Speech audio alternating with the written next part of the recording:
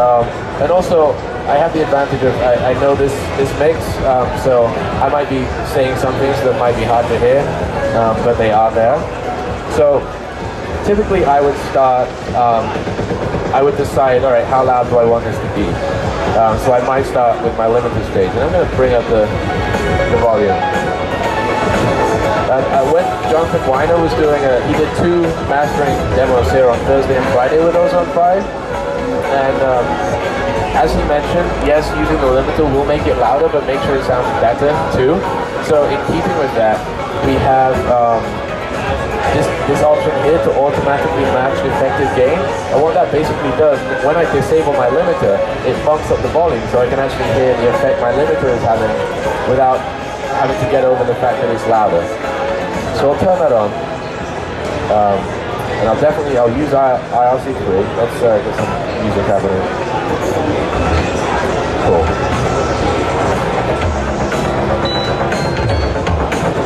So I would definitely start here, and because the mix has lots of there's a punchy elements, you hear the synth bass like I'd probably make the limiter release fairly low, fairly fast.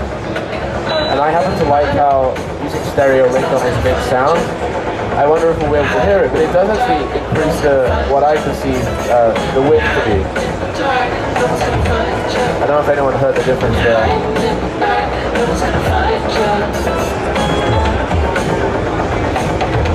We do have a slightly odd stereo image in the booth, of course, but I would start here. Then I would go back to my EQ, my pre-EQ, and at the moment it's quite boomy. You know, we have the kick drum, we have the bass going, there's not too much separation. So I would throw my EQ into digital. I like the sound mode, that's just personal preference. And I would try and find a point at which to separate the bass and the drums. And there's actually a really cool feature in Ozone 5.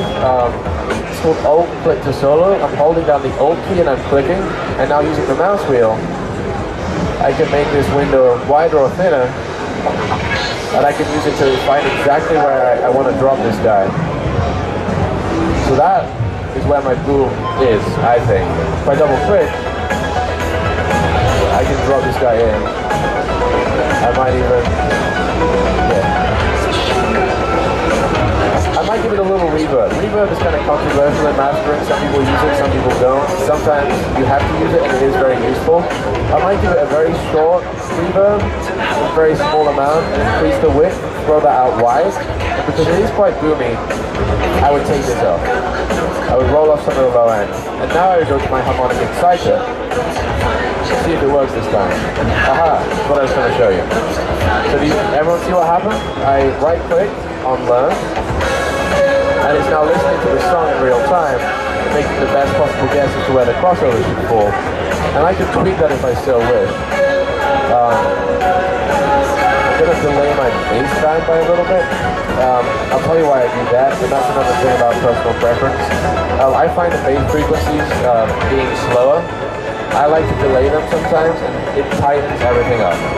And that's something to try at home. It's not something to rely on for sure. I'm going to do some tape saturation.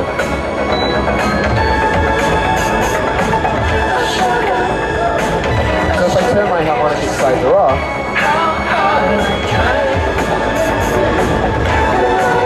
nice. Yeah. So you notice each band so it has a different color, like red, yellow, green, and blue.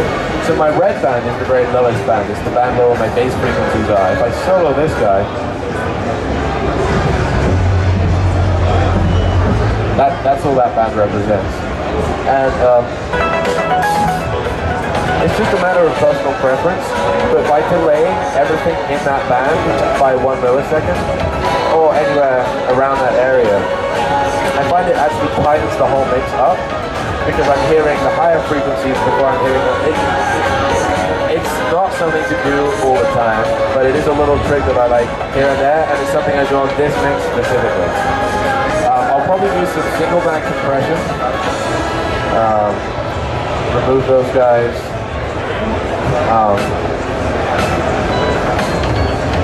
with a very, very slight ratio. and I'll just make sure that my release time is giving my compressor enough time to recover.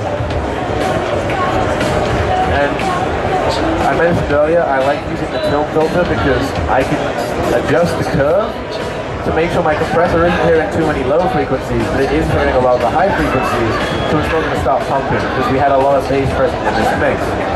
The stereo imaging, we probably won't be able to really hear it in this environment, but nevertheless, this is not something I use very often in mastering. I don't think it's something that many people use very often in mastering, but it does have its uses, and as I mentioned, it's now mono compatible, so if I turn stereo eyes on, for those of you that just walked in, when I'm doing my widening on a very narrow mix, or even just on any mix that I choose to, it's now mono compatible, which means when I play it on a club system, there's not going to be any tone filtering or phasing. So I might do a little bit of widening.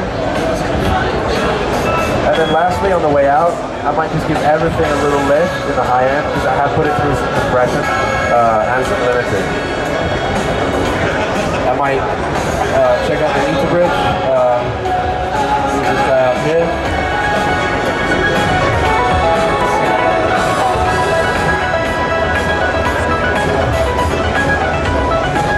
As I mentioned before, you can now look at all the individual elements within our mix, like the kick drum, or the synths, just to see how they relate. Now, if I would, after having done the mastering process, I would then sit down and look at that probably for 20 to 25 minutes or so, and just play around, see how this element related to that element, vice versa. And if I did make a change, I would always go back and A/B it with visual as well as with my ears. So I can give you a quick before and after. Where's my mouse?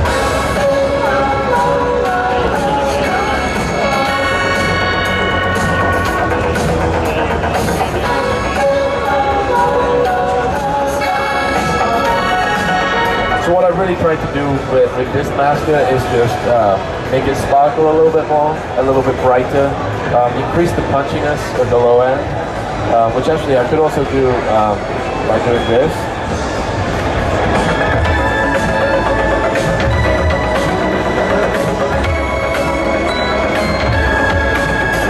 Listen to the sorry. Can you do one frequency tube, one frequency tape, and can you do multi-frequency? That was a good question. The question was, can we choose one mode for one band and one for another? The answer is no. Not at the moment, but that is a very good question, and that might well be something that we try and do in the future. No, at the moment when you choose the tape mode, the circuit model tube mode, you're actually choosing that for the entire harmonic exciter, and it will apply that across all bands according to the amount that you choose. Also, since we're on the subject, when you're doing excitation with this guy, we now will have transparent gain reduction, so as you add harmonics to the signal, we're doing some gain staging to make sure you don't overload it. So you do bring up your RMS level, but not so much your peak level, which is a useful feature to have. Are there any other questions? So, meter tap. So the question was, where does the meter tap come from? We are not making some kind of a guess as to, well, I think these frequencies are this or that. So that's a really good question. This is how we do it. If you look at my mix window, let me get rid of ozone. You'll see here I have a plugin called the meter tap. If I wanted to put one on my mode bass, I would go down here. It's called Izotope Meter Tap. I add this plugin. It's very simple. I just give it a name, so mode bass. And then what that means is that in Ozone 5, when I go to my meter bridge, if you look over here, now it will show up in my meter tap as mode bass. So what that's really doing is feeding the information about that track to my meter bridge in real time, which then is rendering on your GPU. How many can you do at a time? You can do up to 8. Yeah. You can do up to 8 at any one time. And as I mentioned, if you do have several of them happening at once and you want to focus in on one, we have this focus button which will throw everything else into grayscale. You can also, in fact, why don't we get some audio playing once again so we can see something happening.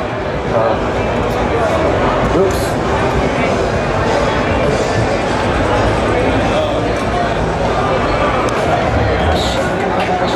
So So we're now looking at the mode base. That's you can change the color in any way that you'd like.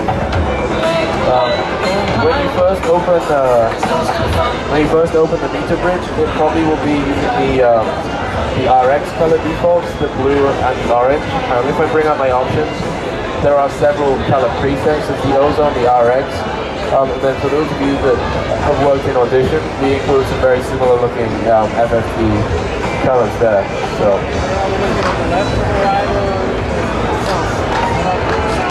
Okay, right now we are looking at just the master output. So this is after Ozone. So when we're in the meter bridge, it's showing us our audio after it's been through Ozone. It's both.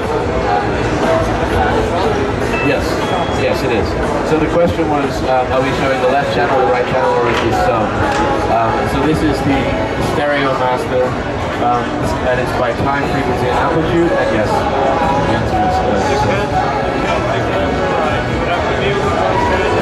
well, oh, that's a good question. So he's asking, could we look at just one channel? So the way that I might do that, this is my output slider here, you see? You can unlink it, and you can, so now I'm taking my left channel down and I'm looking at just my right channel.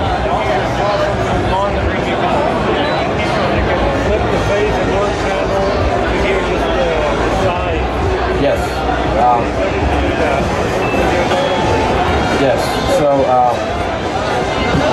in the stereo imaging module, even if I don't have any stereo imaging on, I can invert my left channel. I can.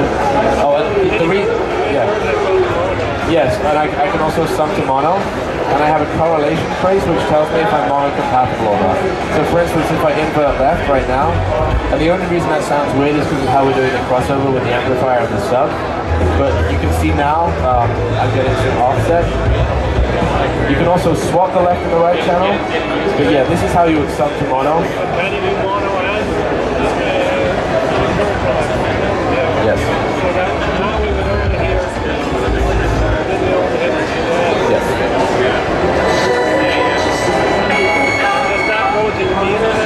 Yes. So any change that we make in Ozone, such as summing to mono in this case, or inverting the left or the right channel, that is represented in what we see in the meter bridge. So the meter bridge is the very last thing after Ozone. If we look at the graph, so right now I have my EQ into my reverb, dynamics, and so on. Then I'm EQing things on the way out. Then after that EQ2 is where my meter bridge comes.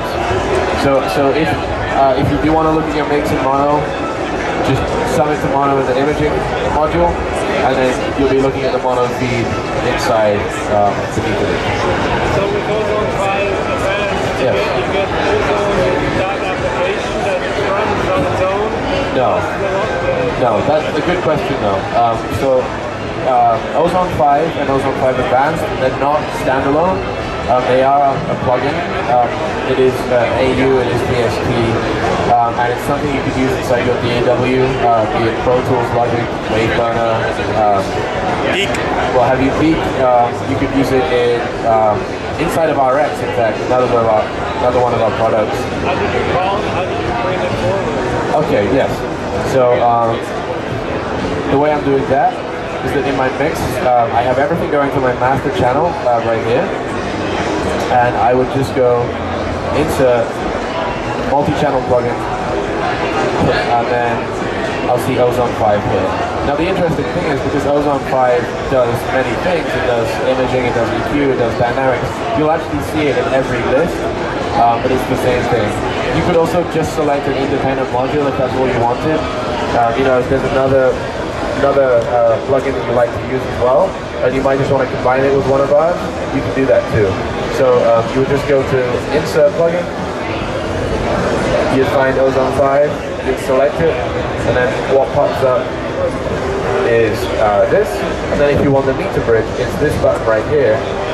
You just turn it on or off. So if I want to just, I'm interested in the meter bridge only, I have to have a host and I have to do all that. Yes, and that's a good question too. If you want to use the meter bridge, it does require Ozone 5 Advanced. It does require you to be using Ozone 5 Advanced in a host. It's not a separately available application. That's not to say that that would never happen. It's definitely there's a use for that. I see that. So yeah. I would be interested in